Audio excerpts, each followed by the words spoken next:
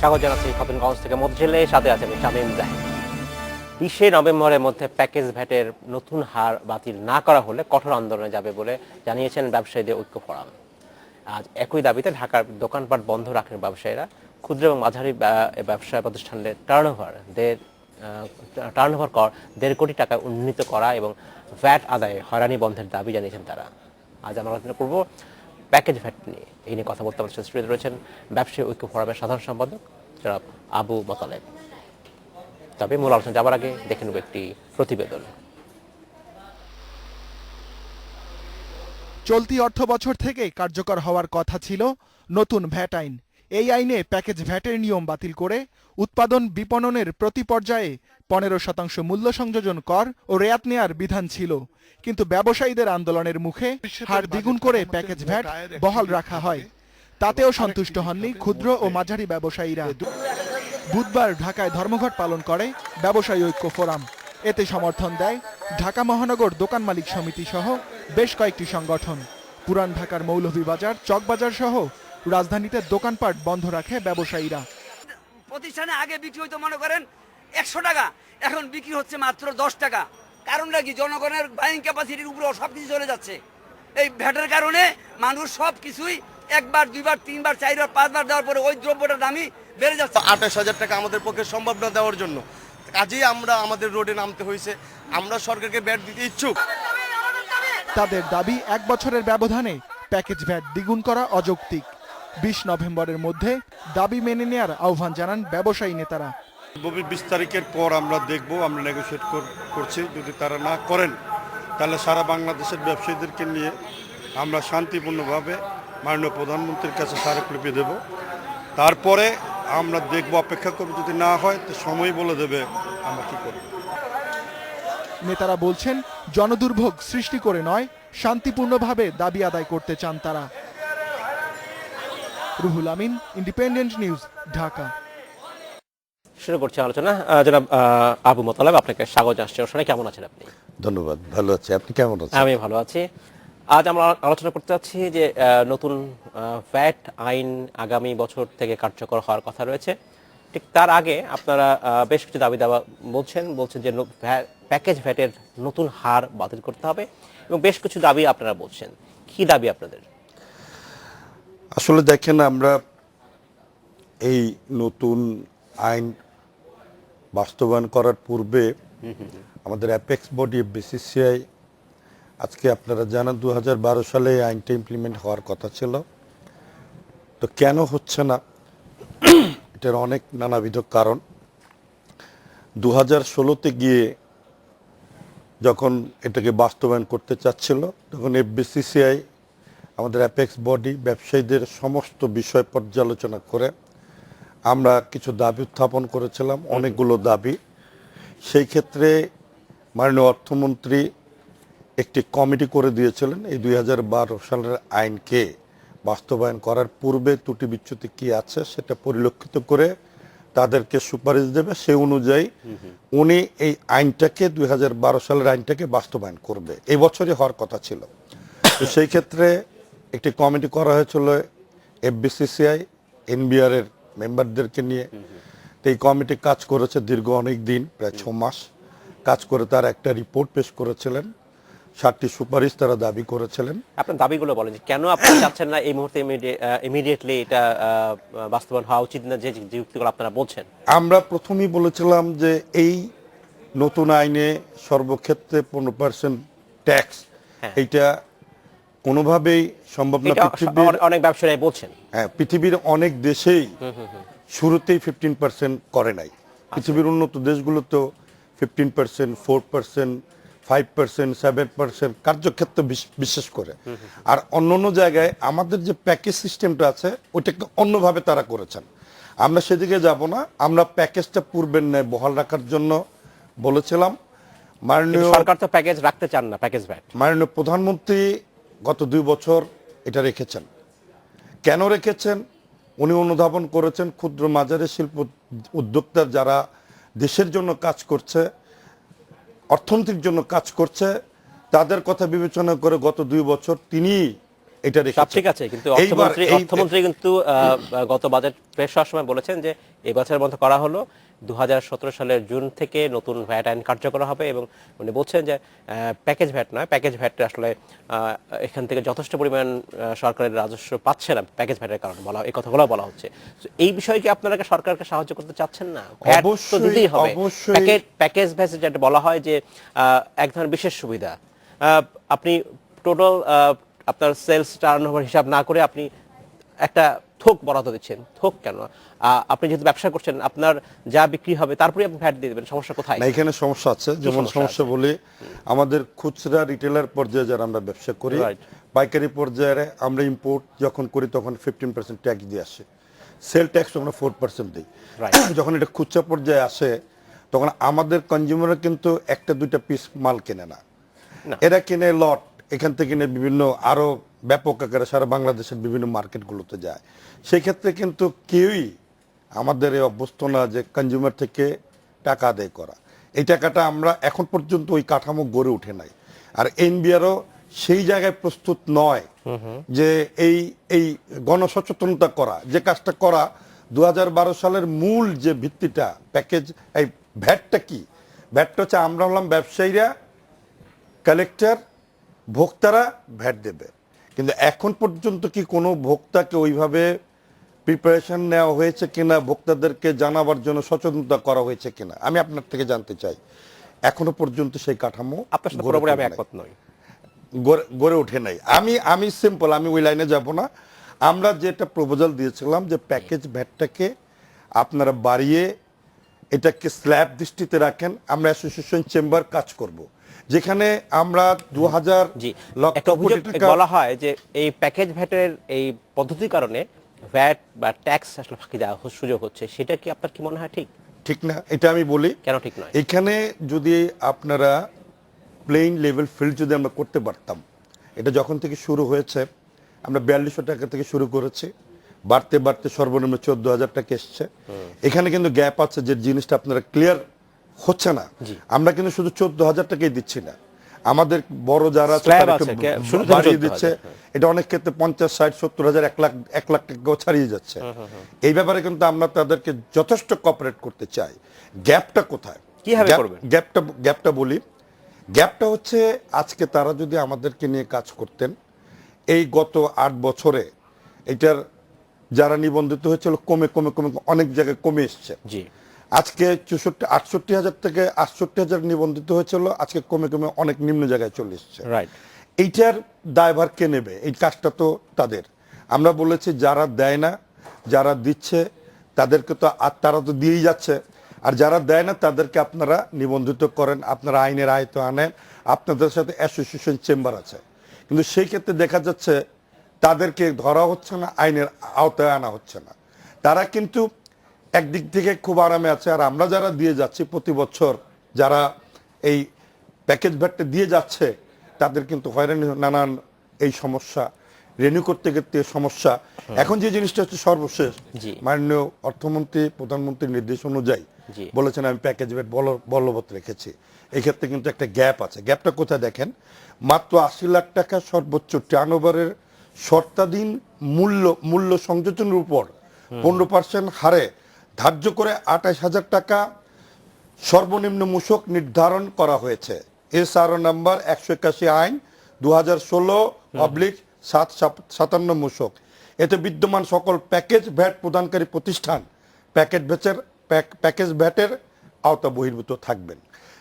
অন্যদিকে এসআরও 185 আইন 2016 761 মূসকের মাধ্যমে মেট্রোপলিটন এলাকায় টার্নওভার সুবিধা রহিত করা হয়েছে। এর ফলে প্যাকেজ ভ্যাট এবং টার্নওভার কর সম্পূর্ণ অকার্যকর ও অপ্রাসঙ্গিক কার্যক্রমে পরিণত হয়েছে। আচ্ছা, আপনি এখানে বলছেন প্যাকেজ ভ্যাট করেছেন, এখানে প্যাকেজ ভ্যাটের কোনো শর্ত নাই। রাইট। টার্নওভার ট্যাক্স আপনি আমাদেরকে 80 লাখ টাকা নির্ধারণ করেছেন, সেই ক্ষেত্রে 28,000 টাকা আমাকে ট্যাক্স আমি দিতে একটা হবে। ভিন্ন দৃষ্টি আকর্ষণ করতে চাচ্ছি। সরকারের দিক থেকে বলা হয়েছে যে যেসব প্রতিষ্ঠানের বাৎসরিক টার্নওভার 30 লক্ষ টাকার নিচে, তারা ভ্যাটের আওতাধীন নয়। আগেও ছিল, এখন ঠিক আছে। এখন আছে। কিন্তু এর পরে যারা আছে 30 লক্ষ, এইটাকে তা আপনারা কিভাবে আমি বলতে চাচ্ছি যে ডিটারমাইন করেন, কিভাবে বুঝবেন যে একজন একজন বিক্রেতা বা ব্যবসায়ী তার টার্নওভার হচ্ছে 31 লক্ষ টাকা? এটা বোঝার কোনো কায়দা নেই, কারণ সবটাই কাজ হয় ম্যানুয়ালি। আপনি যদি বলেন এটা হয় 28, এটা বোঝা খুব মুশকিল। এবং এই কারণেই ট্যাক্স অফিসিয়ালদের সাথে একটা ডিসক্রিপশন তাদের পাওয়ার ইউজ করে এবং ভুল বোঝাবুঝি হয়। ব্যবসায়ীরা বলছেন তারা ভুল বেশি যাচ্ছেন, তারা বলছেন তারা সম্পদের তথ্য গোপন করছেন। এইখান থেকে আসলে বের হওয়া উচিত। বের হওয়ার জন্যই বলা হয়েছিল বহু বছর আগে ইসিআর, ইলেকট্রনিক ক্যাশ মেশিন যেটা বসানো হয়েছিল, সেটা কিন্তু বসান নেই আপনারা। বসেনি, এটা ঠিক না। সবাই বসেন, সবাই করে খুবই নাই। কম, হ্যাঁ। এবং এখানে একটা অনীহা আছে। এখান থেকে যে আমরা বেরোতে পারি, আমাদের আসলে অটোমেটিক সিস্টেমে যেতে হবে। সেই বিষয়ে আপনাকে শুনবো, তার আগে নেব আমরা ছোট্ট একটা বিরতি। আমরা নিচ্ছি ছোট্ট একটা বিরতি, আপনার সাথেই থাকবেন, ফিরছি শীঘ্রই। স্বাগত আরেকবার খাতুনগঞ্জ থেকে মধ্যশিলা। আজ আমরা আলোচনা করছি প্যাকেজ ভ্যাট নিয়ে। এই আলোচনা করতে আমাদের শুরুতে রয়েছেন ব্যবসায়ী ঐক্য ফোরামের সাধারণ সম্পাদক আবু তালেব। জনাব আবু মোতালেব, আপনাকে স্বাগত জানাচ্ছি অনুষ্ঠানে আরেকবার। আমি বলছিলাম বিরতিতে যাওয়ার আগে যে ইসিআর মেশিন প্রায় 5-6 বছর আগে এনবিআর থেকে বলা হয়েছিল যে এই মেশিন সকল ব্যবসা প্রতিষ্ঠানকে স্থাপন করতে বলা হয়েছিল, এবং ইলেকট্রনিক ক্যাশ রেজিস্টার থাকলে একটি দোকানের কতটা সেল হচ্ছে বোঝা খুব সহজ। এটা আপনার ম্যানুয়ালি করতে হয় না। কিন্তু এটা দেখা গেছে ব্যবসায়ীদের পক্ষ থেকে এই মেশিন স্থাপনের ক্ষেত্রে গড়িমসি। না, গরিবসে আমরা করিনি। আমরা বলেছি যারা এটার জন্য প্রযোজ্য সেখানে রাখেন, আর যারা প্রযোজ্য না এখনো প্রিপেয়ার হতে পারে নাই। কবে হবে? যেমন কবে হবে? হয়ে যাবে। যখনই বলা হয় এই ভ্যাট নতুন আইন কার্যকর করা হবে, তখনই বলা হয় যে আমরা প্রস্তুত নই। কতদিন লাগবে প্রস্তুত হতে? আমি আপনাকে প্রশ্ন করি, জি বলেন। যেখানে আইএমএফআই 2012 সাল থেকে আইএমএফআই 2012 সাল থেকে করার জন্য এখানে একটা ফান্ড ক্রিয়েট করা হয়েছে, আচ্ছা, ট্রেনিং এর জন্য। এই 2012 থেকে আজকে কত 2016, আজও কি আমাদের নিচেই বাদ দেন, মাঠ পর্যায়ে বাদ দেন, আমাদের অ্যাসোসিয়েশন চেম্বার রয়েছে, এফবিসিসিআই রয়েছে, এফবিসিসিআই থ্রুতে কি আজও পর্যন্ত আমাদের কোনো ট্রেনিং এর কোনো ব্যবস্থা করা হয়েছে? কোথায়? আজকে 5 বছর হয়ে গেল। আমি যদি প্রশ্ন করি কেন তারা করলো না, আচ্ছা, এটা তো উচিত ছিল আমাদেরকে আগে ট্রেন আপ করবে। আজকে আমার এই সফটওয়্যার অ্যাসোসিয়েশন বাংলাদেশ অনেক এগিয়ে যাচ্ছে সফটওয়্যারে। আমার কম্পিউটার অ্যাসোসিয়েশন রয়েছে, তারা অনেক দূরে এগিয়ে গিয়েছে। কিন্তু আপনারা এই কাজগুলো যদি তাদেরকে দেয়া হতো, তাহলে তাদের সমন্বয় যদি আমরা আজকে কাজ করতাম, আমরা কেউ চাই না বিড়ম্বনা হতে। আমরা সব নিয়মে দিতে চাবো, যখন সবার ক্ষেত্রে সমপর্যায়ে চলে আসবে, প্রত্যেকে নিবন্ধিত হবে। এই কাজটার দায়িত্ব কার? আমার? সরকারের না, সরকারের। আমি বাড়তি কাজ করার জন্য সরকারের হয়ে আমরা অ্যাসোসিয়েশন চেম্বার, এফবিসিসিআই, আমরা এফবিসিসিআই কিন্তু এনবিআর কে, অর্থমন্ত্রীকে এই ট্রেনিং কোর্সের জন্য এই সহজ করার জন্য আমরা কিন্তু অনলাইন সিস্টেমের পক্ষ থেকে এফবিসিসিআই আপাতত এই ট্রেনিং এর জন্য ব্যবস্থা করার জন্য তাদেরকে আমরা গাইডলাইন দিয়েছি। আমি যেটা বলছিলাম যে আসলে অনলাইনের কথা বলছিলাম, ইসিআর আসলে অনলাইনের একটা প্রথম দিকে ধাপ আর কি। অনলাইনেও অনেক সময় আপত্তি দেখা যাচ্ছে যে অনলাইনে ভ্যাট দিতে চাচ্ছেন না, বলছেন যে ট্রেনিং এর প্রয়োজন। আমি সহজ কথা বলছি, আপনি বলছেন যে সময় লাগবে এবং এটা এই প্রশিক্ষণ হয়নি। দেখেন, আপনি যখন ব্যবসা শুরু করছেন তখন কিন্তু আপনার কিন্তু প্রশিক্ষণ দিচ্ছেন, আপনি নিজেই শিখে নিচ্ছেন, নিজেই জানছেন। আপনি যদি কম্পিউটারের কথা বলছেন, আপনার বাসার যে কোনো বাচ্চাই কিন্তু কম্পিউটার শেখাতে হয় না। এখন মোটামুটি বাচ্চারা নিজে শিখে ফেলে। তো আমার কথা হচ্ছে যে আসলে কি সেই সদিচ্ছা কি আসলে ছিল? কেন বারবার আমরা বলছি যে সময় লাগবে? কারণ কেউ আসলে হেনস্থা হতে চায় না যখন একজন ট্যাক্স অফিসার এসে দেখে যে মেনটেন্স প্রপারলি করা হয়নি, অ্যাকাউন্টস মেনটেন করা হয়নি সারা বছর, তখন উনি হয়তো একটি অন্যায় আবদার করতে পারেন। একই হাতে একজন, সবাই নয়, কোনো অসৎ ব্যবসায়ী কিন্তু অন্যায় বা অন্যায়ের প্রশ্রয় নিতে চাইতে পারেন। এই সবগুলো দূর হতে পারে যদি আমরা অটোমেটিক সিস্টেমে যাই, অনলাইনে যাই, তাহলে কিন্তু কারো অ্যাকাউন্টস নেওয়ার এই সমস্যাগুলো থাকে না। সেখানে আমরা যেতে চাই, কি করা উচিত? যেটা আমি বলতে চাচ্ছি যে আপনি এইটাকে যেতে হলে প্রথমত আমাদের ক্ষুদ্র মাঝারি যারা আছে, আমাদের অ্যাসোসিয়েশন চেম্বার সবগুলো এখন মোটামুটি প্রিপেয়ার। তাদের শরণাপন্ন হন, তাদের মাধ্যমে ট্রেনিং এর ব্যবস্থা করেন, সবাইকে জানান, উদ্বুদ্ধ করেন। পাশাপাশি গণ সচেতনতা, আমাদের কনজিউমার ভোক্তাদেরকে ট্যাক্স দিতে হবে, তাদেরকেও মেন্টাল সেট আপ করান। সেই ক্ষেত্রে যখন হয়ে যাবে, এটা খুব একটা সময়ের বিষয় না। এতদিনই যখন আমার সময় গিয়েছে, আর তো 2-3 বছরের মধ্যে অল ওভার সেট আপ হয়ে যাবে যদি আমার এখানে বাংলাদেশের সফটওয়্যার অ্যাসোসিয়েশনকে যদি আপনি কাজে লাগান, কম্পিউটার অ্যাসোসিয়েশনকে যদি কাজে লাগান, আমাদের অ্যাসোসিয়েশন চেম্বারগুলোকে কাজে লাগান। আমরা আপাতত যে জিনিসটা চাচ্ছি, এইটা প্রিপেয়ার না হওয়া পর্যন্ত যে জায়গাটা গ্যাপ দেখেন, আমাদের বড় বড় যারা ইন্ডাস্ট্রির বড় বড় বিজনেস যারা বন্ড ফ্যাসিলিটি নিয়ে ব্যবসা করছে, এখানে হাজার হাজার কোটি টাকা রাজস্বর ফাঁকি হচ্ছে। না, সেটা তো অন্য হিসাব। আমি আমি আমি আমি আমি আমি আমি আমি সেই বলি অন্যায়ের সাথে এই অন্যায় তো আপনি যোগ করতে না পারেন না, এই যে ওখানে তো মাথা ঘামাচ্ছে না, আমরা যারা নিশ্চয়ই ঘামাচ্ছে, ক্ষুদ্র আপনি নিশ্চয়ই কোথায় ঘামাচ্ছে। যে আমি ওই লাইনে যাব না, আচ্ছা, সেটাই। আমরা যারা ছোটখাটো ব্যবসায়ী, হ্যাঁ। আমরা ট্যাক্স দিতে চাই, কেউ ফাঁকি দিতে চাই না। না, অবশ্যই কাঠামো সৃষ্টি হয়ে গেলে আপনারা অটোমেটিক আমরাই সেটাই। অপারেট করব, কিন্তু now at all we are not. এই কাঠামো আমরা ট্যাক্স দেব। আমরা যে কথাটা বলেছি যে আমরা বিসিসিআই প্রস্তাব দিয়েছে যে 14,000 টাকা থেকে 20,000 20% বাড়িয়ে দেন। আমরা অ্যাসোসিয়েশন চেম্বার মিলে আপনাদেরকে স্ল্যাব সিস্টেম বড় 20,000 25,000 দেবে, কোনো অসুবিধা নেই। এইখানে বাধাটা কোথায়? আপাতত যদি আমরা কোঅপারেশন করি, সবাইকে যদি আমরা নিবন্ধিত করে ফেলি, তাহলে আর প্রবলেম নাই, Right. অটোমেটিক চলে যাবে। অরপর আপনি আসেন সিস্টেমিকলি, ইসিআর অনলাইন সিস্টেম পর্যায়ক্রমে আসেন। আর আরেকটা বিষয় দেখেন, যে জিনিসটা দেখেন ক্ষুদ্র মাঝারি শিল্প, আমরা তো এমনি বড়দের সাথে টিকে পাচ্ছি না। হ্যাঁ, হ্যাঁ। এবং আমাদের চতুর্দিক থেকে ভারত, মায়ানমার, চায়না থেকে অকাতরের অনায়াসে মাল আসছে, এবং তাদের এই পণ্যের সাথে আমাদের ছোটখাটো ইন্ডাস্ট্রি যারা জি। কুটির শিল্প, সেটার জন্য আপনি নিশ্চয়ই বাড়তি একটা হ্যাঁ। ট্যাক্স রেট চাইতেই পারেন। হ্যাঁ। আমি একটা বিষয় আপনার কাছে চলে আসি, আমরা বুঝতে পেরেছি ভ্যাট যে রেটের কথা বলা হচ্ছে, গভর্নমেন্ট যেটা বলছে, সরকার যেটা বলছে যে যখন 2017 সালের জুন মাসে কার্যকর হবে নতুন আইন, প্রত্যেক ক্ষেত্রে ইউনিফর্ম 15% ভ্যাট করা হবে, যেটা এখনো বাংলাদেশের বিভিন্ন সেক্টরে 3-4 আছে, ভাগ করা আছে। 5 কিন্তু আছে 7 আছে। এই রেটের ব্যাপারে যদি বলতে, আমাদের সময় খুব কম, 1 মিনিট সময়ের মধ্যে আপনি এই বলতে রেটের ব্যাপারে আপনাকে আলোচনার ব্যাপার, হুট জি। করে আপনি 15-এ আসতে পারবেন। আসা উচিত না, এফবিসিসি আমরা পর্যায়ক্রমে বলছি ধীরে ধীরে আনেন, 4, 5, 7 আমরা প্রপোজাল করেছি। এটাও ইমপ্লিমেন্ট করার আগে এখনো আমি যেটা মনে করি সময় 6 মাস আছে। যৌথভাবে যদি আমরা কাজ করি, যে জায়গাগুলো ল্যাপস আছে, সরকারকেও সদয় হতে হবে, হুট করে চাপিয়ে দিলে হবে না। আমরা কিন্তু মানসিকভাবে প্রস্তুত, দেশটা এগিয়ে যাচ্ছে, আমরা কোঅপারেশন করব। আমরা ব্যবসায়ীরাই কিন্তু 15% যদি ভ্যাট কার্যকর হয় সকল ক্ষেত্রে, একজন ব্যবসায়ী হিসেবে আপনার কি ক্ষতি? আপনি 50% দাম বেড়ে যাবে, সাধারণ কনজিউমার তারা পে করবে, সেটা তাদের ব্যাপার। আপনাদের দিক থেকে সমস্যা কোথায়?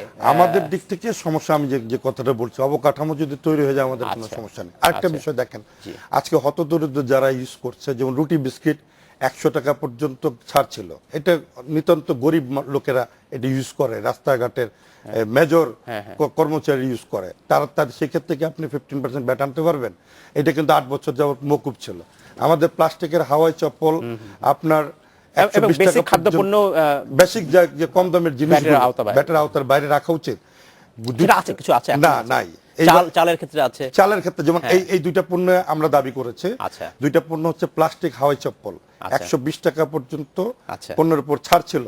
এবার কিন্তু তারা বলছে যে পলিটিক্যাল সিদ্ধান্ত, আমি মনে করি ঠিক হবে না। আচ্ছা। হতদরিদ্র ইউজ করছে, এটাকে অব্যাহতি দিয়ে আগের পর্যায়ে নিয়ে গেলে হতদরিদ্র মানুষের কথা আগামী বছর আপনি ইমপ্লিমেন্ট করবেন, যেটাই করেন আচ্ছা।